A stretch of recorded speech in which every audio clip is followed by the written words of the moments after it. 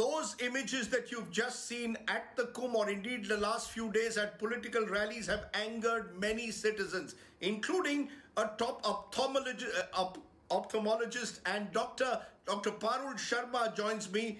She's a top ophthalmologist, and she has put out a tweet, Dr. Sharma: plead to all Indian doctors, nurses associations, public and private hospital administrations to collectively protest against large gatherings across the country. Our health system will collapse with a tsunami of cases. Young doctors on COVID duties are already fatigued. Dr. Sharma ko gussa क्यों आता है, ma'am? Why don't you explain why you are so angry today? Rajdeep, I don't think I need to explain myself today. And when I speak not for myself, but for the medical fraternity, for all the health workers across India.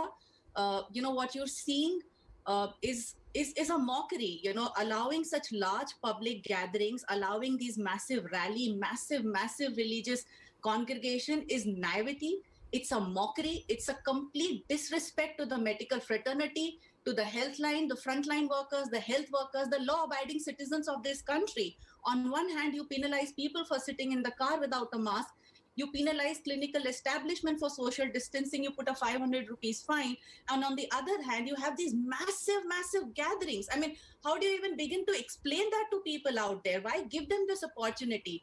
A leader on the dais, which is way away from the crowd, can become positive. What about the lakhs of people there when they go back to their respective hometowns are going to be carriers? There's going to be a tsunami of cases, right? With the limited infrastructures, we have seen these grim visuals across country. What are we thinking? What are we thinking is going to happen in the next 1 month? The models, the experts were polite enough not to bring out the current situation. Has anybody put in these massive rallies and calculated the figures you will deal with? You and me and the public will watch the horror of the cases to unfold in the next few weeks. Who's going to live that horror stories? It's the doctors, it's the health workers, it's the hospitals which are already crumbling. Like, I have tons of young doctors across India DMing me, ma'am, please speak about us. We've been on COVID duties. There have been interns, young graduates, postgraduates. The undergrads who've not even finished their clinical duties have been pushed into COVID duties, right? I mean, they're not even prepared to handle cases. Who's talking about their physical and mental well-being?